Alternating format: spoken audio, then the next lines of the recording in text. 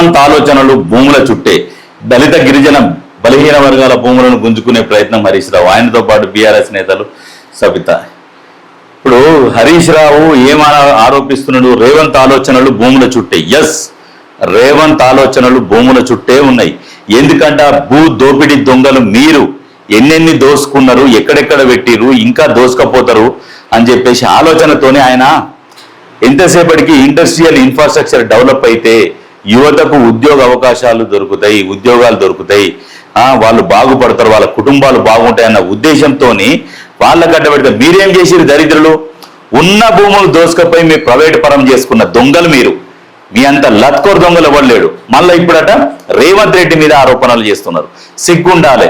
ఆయన ఏమైనా ప్రైవేట్ పరం చేసుకుంటున్న భూములని మీరు దోసుకుపోయి ప్రైవేట్ వ్యక్తుల కట్టబెట్టింది మీరు. ఆయన ఏం చేస్తుండు? ఇండస్ట్రియల్ వాళ్లకు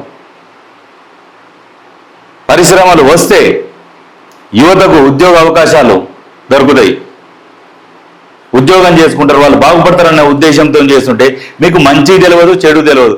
ఎంతసేపటికి దోసుక తినాలి, దాచుకోవాలి. ఇదే మీ కాన్సెప్ట్. మీరు వీకిండ్ ఏం లేదా 10 సంవత్సరాలు అంటే మీరు వీకిండ్ ఏం లేదు. ప్రభుత్వ భూములు మొత్తం ప్రైవేట్ పరం చేసిన దొంగలు మీరు. ఇంకా మళ్ళీ సిగ్గు లేకుండా భూముల విషయం మీరు మాట్లాడుతున్నారు. మాట్లాడకూడదు. సిగ్గు కూడా సిగ్గుపడుతుంది. వాటి గురించి మాట్లాడుతున్నాడు ఈ హరీష్ రావు, కేటీఆర్. మీకు చేతనైతే, మీకు దమ్ముంటే గ్యాస్ గురించి, దాని గురించి మాట్లాడు. గ్యాస్ దొరుకుతలేదు.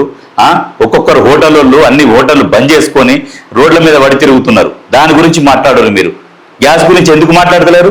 మీకు కేంద్రానికి ఏం లోపాయికారి ఒప్పందం ఉన్నది? మరి కేంద్రాన్ని ఎందుకు విమర్శిస్తలేరు? లాగులు నడుస్తున్నాయి. కేంద్రాన్ని విమర్శిద్దామంటే కాళేశ్వరం కేసులో మళ్ళీ అరెస్ట్ చేస్తారన్న భయంతో ఉన్నారా? దమ్ముంటే మీకు చేతనైతే కేంద్రాన్ని ప్రశ్నించరు. మరి ఎంతసేపటికి లోపాయికారి ఒప్పందం చేసుకోవాలి? నెక్స్ట్ ఎలక్షన్లలో మా పార్టీని మీ దాంట్లో మెర్జ్ అన్న చేస్తాం, కలిసి పోటీ అన్న చేస్తాం.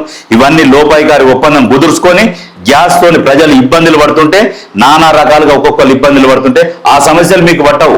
మీకు ఎంతసేపటికి దోసుక తినేది కావాలి. మీకు దోసుక తిన్నారు. ఎప్పుడు ఇదే ఆరోపణలు తప్పితే మీకు ప్రజల సమస్యల మీద లేదు. దోసుక తిన్నది మీరు. దోసుక తినడానికి ఎప్పుడు ఈ దోపిడీల గురించి ఆలోచన వస్తుంది, కానీ వేరే ఆలోచన రాదు. ఈ చిన్న సమస్యలు కనపడతాయి. ఈ గ్యాస్ సమస్య మీకు చిన్నగానే కనపడతాయి, కానీ ఆ గ్యాస్ ఉపయోగించుకొని వాడుకునేటానికి ఎంత బాధనో, ఎంత కష్టం అనేది తెలుస్తుంది. మీకేంది? ఎవరికో ఫోన్ కొడతారా? గ్యాస్ ఏజెన్సీలను బెదిరించుకుంటారు, తెచ్చుకొని మీరు పెట్టుకుంటారు. మీ ఎన్ని ఏజెన్సీలు తెలియదు. ఇంకా గ్యాస్ ఏజెన్సీలు మీకు ఆ గ్యాస్ ఎనీ టైం మీకు వస్తుంది, కానీ పేద ప్రజలకు రాదు. దాని గురించి మాట్లాడమంటే మాట్లాడారు.